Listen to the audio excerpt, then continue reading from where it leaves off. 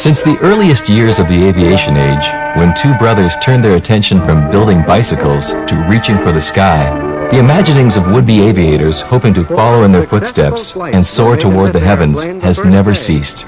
Shortly after, a gust of wind wrecked it. Over the years, airplanes have gotten bigger and faster, with no end in sight. Super jumbo jetliners will soon carry more than 500 people, at altitudes in excess of 35,000 feet. But not everyone believes bigger and faster is better.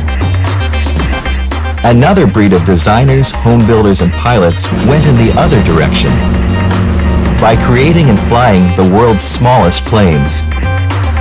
And some of what they have come up with is nothing short of mind-boggling.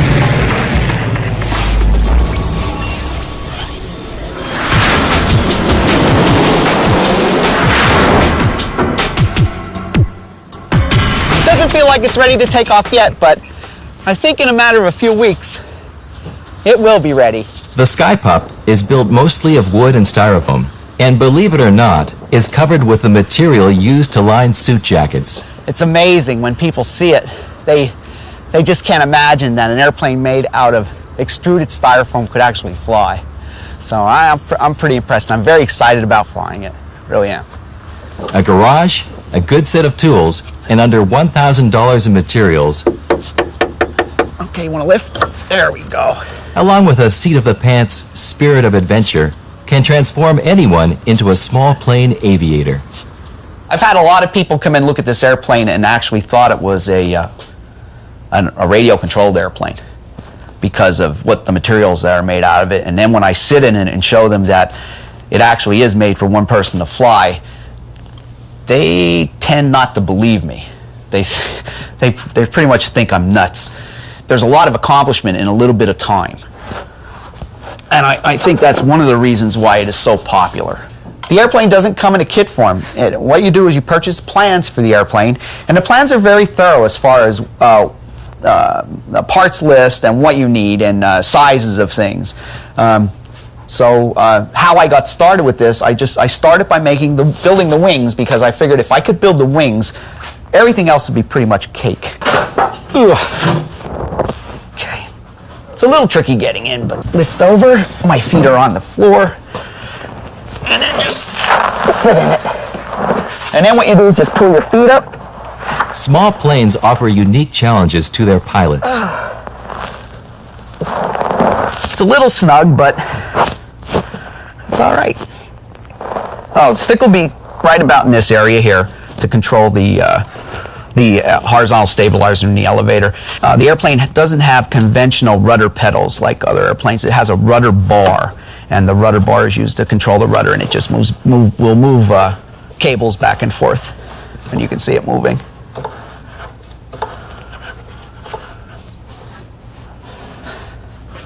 I need this practice. If you add up all the wood in this airplane, it probably would not make a decent campfire. It really is mostly all foam, and the wood just giving it a structure where it's needed, the foam giving it its basic shape. Total weight of the airplane, empty weight, is around 200 pounds. Because it weighs under 254 pounds, the Skypup can be flown with no license required. But just jumping into one of these without more than a few flying lessons would border on the insane. Good morning. I'm Roger Ford, and this is my airplane. It's a Skypup. Nicknamed it Mach None. It's because it flies so slow. I built it between the year 2000, 2004, so it took me 4 years and about 700 hours to build it. Skypups use modest engines, between 15 and 25 horsepower. Many are equipped with modified snowmobile engines. They're front.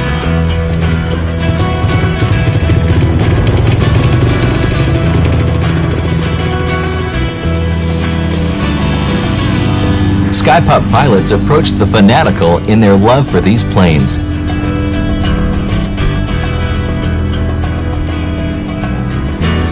With a top speed of 70 miles per hour and a cruising speed of under 50, Once airborne, the Sky Pup flies by using rudder control for yaw, or left and right control, and a stick for pitch, or up and down control.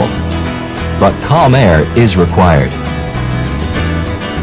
The airplane has some restrictions when you're flying it. No wind is a must.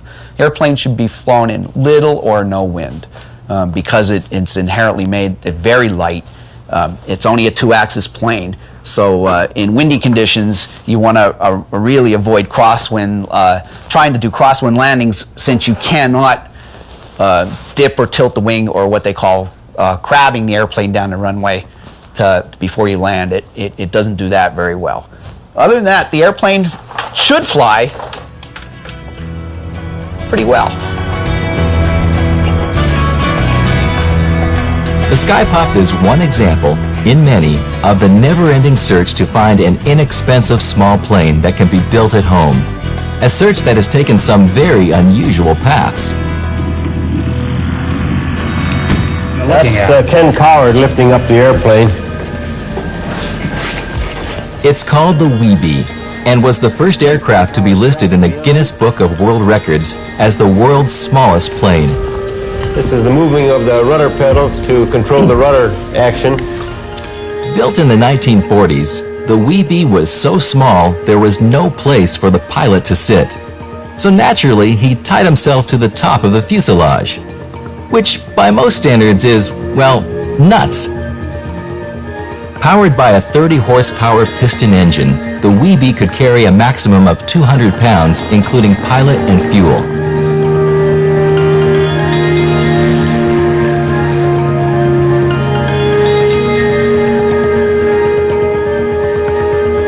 The success of the Weebee to grab attention and set records as the world's smallest plane kicked off a race to shrink planes even more. The bragging rights to say, "Honey, I Shrunk the Plane," reached a milestone in 1946 when Betty Skelton, flying a Pitts Special, nicknamed Lil Stinker, flew into the record books with the smallest aerobatic airplane in the world. Lil Stinker hangs, appropriately upside down, at the Udvar Hazy National Air and Space Museum outside Washington. But the race eventually narrowed to just two designers, Ray Stitz and Robert Starr. By 1984, Starr landed in the record books with the Bumblebee, a mini biplane with a wingspan of just 6.5 feet, as seen here in Robert Starr's own home movies. We got it! He's got it up in the air! He's got it. He's got the world record. All right! He's got it. Oh, it's flying like a breeze. Oh, it's beautiful. Look at that. It's just sailing in. Look at that. Got it.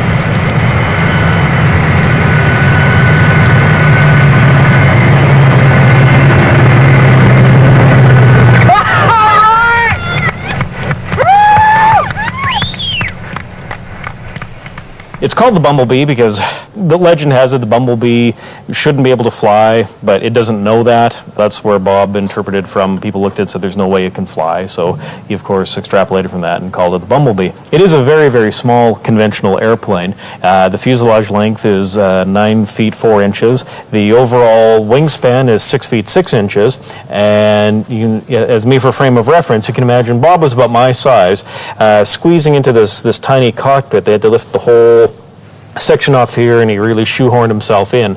There's a conventional 4-cylinder engine. The fuel capacity was only 3 gallons, so they had a relatively short flying time, between 5 and 10 minutes safely. Its maximum speed was 185 miles an hour, if you can imagine.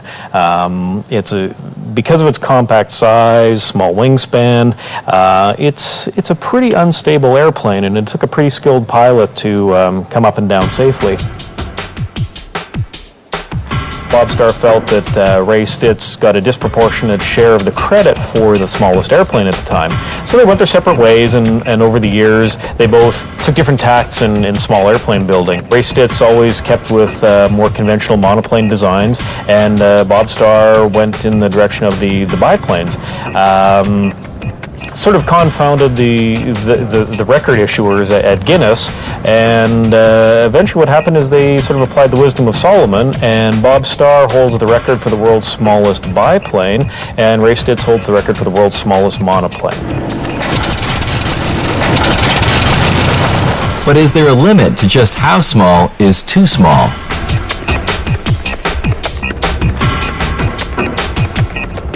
The lift that's generated by any surface or any object is directly proportional to the area, the cross-sectional area, and it's proportional to the square of the speed. The smaller the area, the faster one must move in order to generate sufficient lift to carry a particular weight. A smaller wing or lifting surface needs more speed to achieve lift. As speed increases, loss of control becomes a much higher risk, as was the fate of Bumblebee 2. Technically, the challenges with making a small airplane are that you still have to adhere to the laws of physics in flight. You know, thrust, power, weight, all these factors, you know, need to be in balance to successfully fly. So Bob Starr was able to push himself to the limits here. There's sufficient thrust from the engine. He's got an adequate wing area with the biplane here. But in his quest to keep the world's smallest record, he maybe went a little step too far with the Bumblebee 2. He reduced the wing area and the wingspan, reduced the fuselage length a little bit, and lost some of those key elements of stability and lift. So he eventually crashed the Bumblebee 2 from about 400 feet. The airplane was completely destroyed. Bob fortunately was able to survive the accident and recovered from his injuries. Ever since Kitty Hawk, the idea of building and flying your own small airplane from plans has mushroomed in the United States and elsewhere. In 1934, a French publication offered plans for a small home built and created an international sensation. By the time the home-built Pou de Ciel, or Skylouse, reached the shores of America from France, the small plane had earned the nickname the Flying Flea. It was so popular that in 1935, Powell Crossley Jr., president of the Crossley Radio Corporation, ordered his personal pilot to build one. It became the first flying flea built in the United States. The Flying Flea was not the only French micro-aircraft to earn a cult following. Meet the Cree-Cree, or Cricket, to some a legend that still flies today. Designed by Michel Colomban, the empty weight of this build-it-yourself aircraft is just 139 pounds, less than most of the pilots who fly them, and is still recognized as the smallest twin-engine plane in the world. Cree-Cree pilots love this plane because of its fantastic combination of ultralight size and weight with scorching high performance.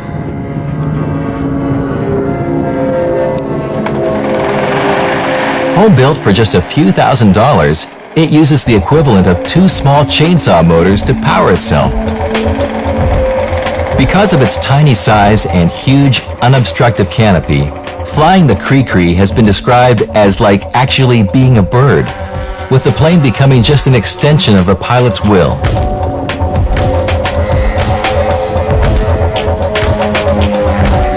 With a wingspan of just 16 feet and a 12-foot 10-inch length, the small but mighty Cree-Cree is fully aerobatic and capable of an amazing 1 roll a second and a top speed of 115 miles per hour.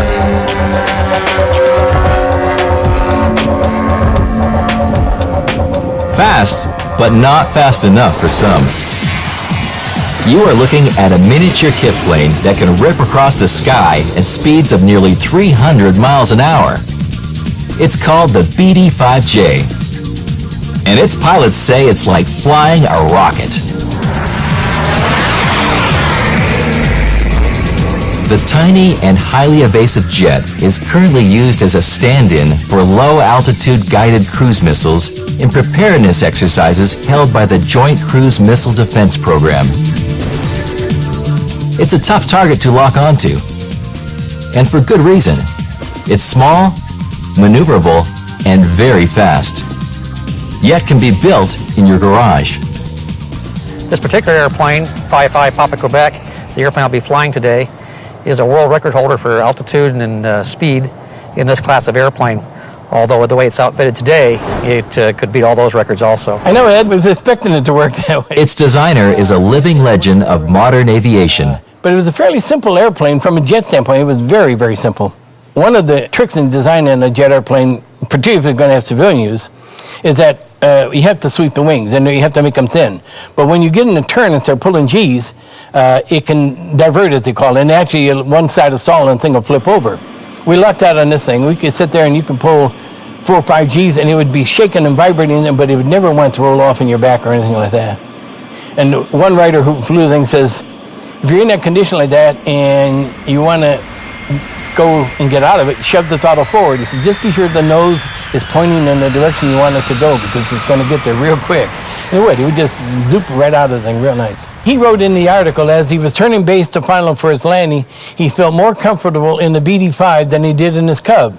And I can understand, he only had like 45 minutes in the BD-5. It did everything you expect to do when you expect it. Realizing that many builders of the BD-5 would require a special type of training, Jim Beatty devised a ground trainer to familiarize potential BD-5 pilots with the handling characteristics of his small pusher monoplane. It took a long time for us to develop all the little factors that go into it. And it was enjoyable for me as an engineer. And flying it was enjoyable. I get a big kick out of knowing that you do calculations and it comes out the way you want it to do. To me, it's the old joke about never met a girl that you didn't like. Well, I never met an airplane I really didn't like. Now, there's some I wouldn't spend a lot of money to buy, but I still go up and fly in them. Well, one of the secrets about this airplane, and people ask us about this, is how is this airplane able to go 300 miles an hour on a 300-pound thrust engine? And the answer to that is it's just very slick through the air. It's very clean aerodynamically.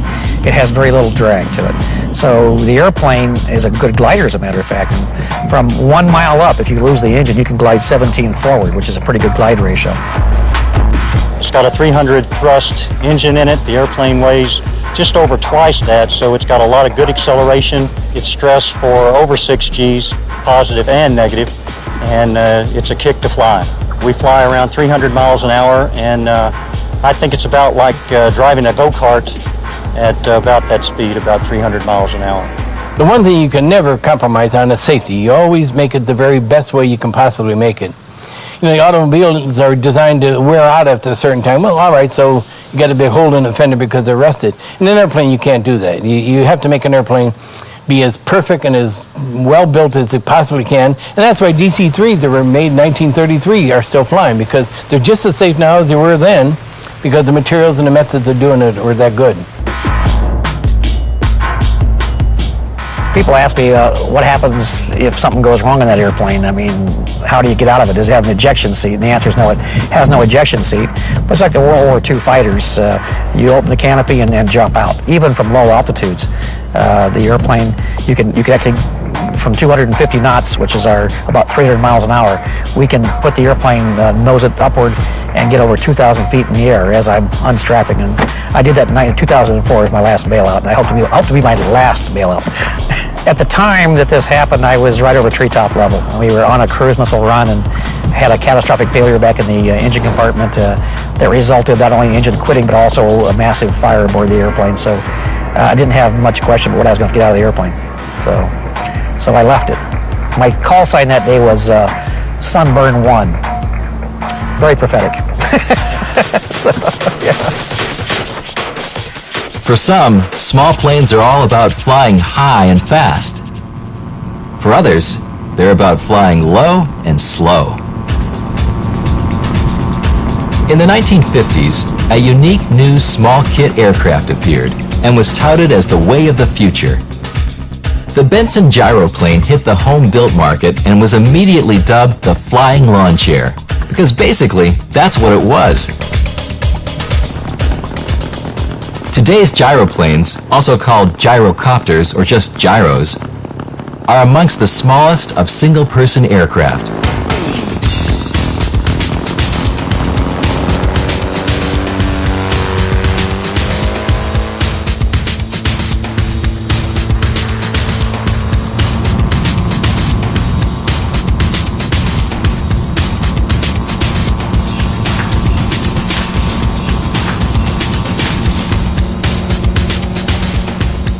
This is a Benson gyro which I built. Some of the parts on it, an airspeed indicator, temperature, cylinder head, RPM gauge, fuel pressure, altimeter, clock, keep track of the time. These are the rudder pedals, which when you're making a turn, you use them in combination with the joystick.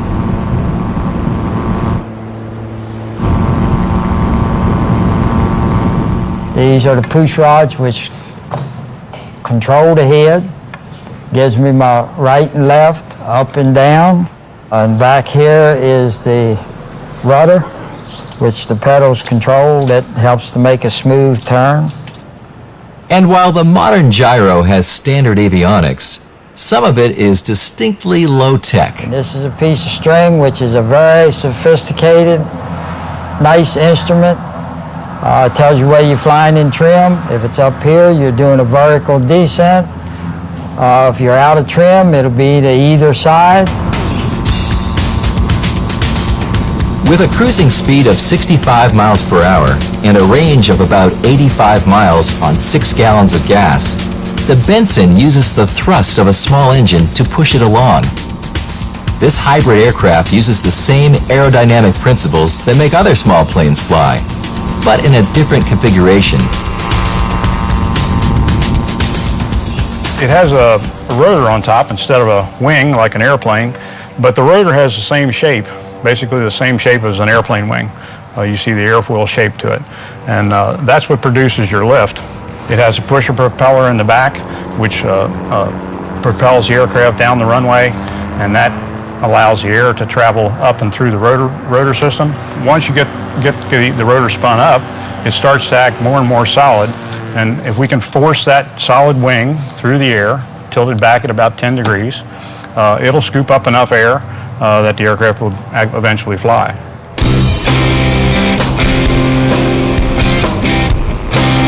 With no enclosed cockpit or even a windscreen on the Benson-style gyroplane, the pilot has an unrestricted view of the countryside, the feel of the wind in his face, and the freedom to roam with the birds, all from the comfort of his flying lawn chair.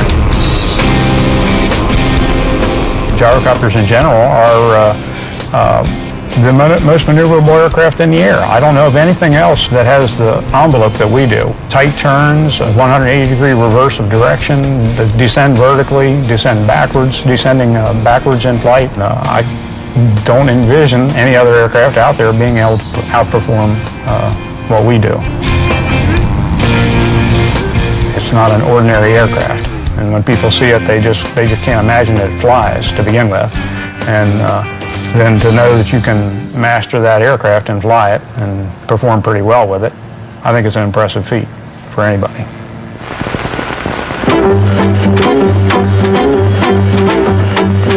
If you want to get around the really modern way, you need two things: a one-man gyrocopter and a Kodak Instamatic movie camera. The camera that loads instantly and shoots a brand new kind of movies called Super 8. So improved, they make other movies look old-fashioned. From the beginning, gyros were seen as the logical solution to the idea that sooner, rather than later, we would all have a flying car in our garage. So what happened? Why don't we? Could we still? Almost since that first flight in 1903, designers and builders have imagined us flying from our homes right to work, in vehicles that would be hybrids of a plane and a car. Flying cars. There were earlier attempts, but the idea really seemed to grab the imagination of the public in the mid-1930s. The Waterman Whatsit was designed for the average man on the street. Its designer, Waldo Waterman, believed his Whatsit would do for private aviation what Henry Ford's Model T did for America's automobile industry. Beset by aerodynamic problems, the Whatsit flew only a few times before it was retired. Waterman's next design, the aeroplane, quickly evolved into a prototype of a roadable airplane, a flying car. many standard automobile parts found their way into the aeroplane design, including 8 of its 11 cockpit instruments. Initial test flights in 1937 proved the aircraft was stable, easy to fly, and impossible to spin or stall. But it too never went anywhere. Perhaps the closest version of a real flying car was the 2-passenger Pitcairn AC-35. The main features of the AC-35 were that it was a autogyro, so it had a auto-rotating rotor, it had a tractor propeller to move it forward through the air. It had a clutched tail wheel that we see in the back that allowed the vehicle to be driven on the streets at about 25 miles per hour. So once on the ground, the pilot would fold the rotors, he could declutch the prop so the prop wouldn't be spinning in traffic, and then you could have a rear drive wheel to push you through traffic. In October 1936, developers of the AC-35 even flew one into a small park in downtown Washington, D.C. With its rotor blades folded back over the fuselage, it could be driven at a modest 25 miles per hour. And it was small enough to be stored in the average garage. But it too never caught on. The Taylor Aerocar, designed and built more than half a century ago, had a top airspeed of 110 miles per hour and could reach more than 60 miles per hour on the road, with its wings and tail unit in tow. And while the Taylor Aerocar held a certain undeniable quirky charm with its chameleon-like ability to be both a small car and a small plane, its practicality was always in question. A flying car, long a dream, yet so far a failure. So is there a good reason we still don't see flying cars zipping by overhead? The flying car idea has never proven to be practical, and the primary reason is that to have the features and safety and comfort of a car and then to have the features and safety and comfort of an airplane, the two don't mesh. It's never worked out, and I suspect it never will. Yet the dream refuses to die. And whether flying cars in a mythical future or just small planes, someone at NASA thinks our skies could be much busier someday and are readying a system designed to handle increased traffic in the unseen highways overhead. 200 above. It's called SATS, the Small Aircraft Transportation System. Dubbed the Highway in the Sky, SATS is a computer system that will let people fly with seemingly video game-like ease by following a clearly mapped sky highway. 100 above. With the system, people would be able to take off, land, and park their own personal flying machines, perhaps as easily as we now use our cars. Whether we ever use them to sky commute to work, to fly faster than our wildest dreams, to challenge our notion of what's possible, to stretch our boundaries, or just experience our world in a whole new way, the small plane will always hold a fascination for us all. And for those lucky ones among us we call pilots, the means to fly beyond imagination itself.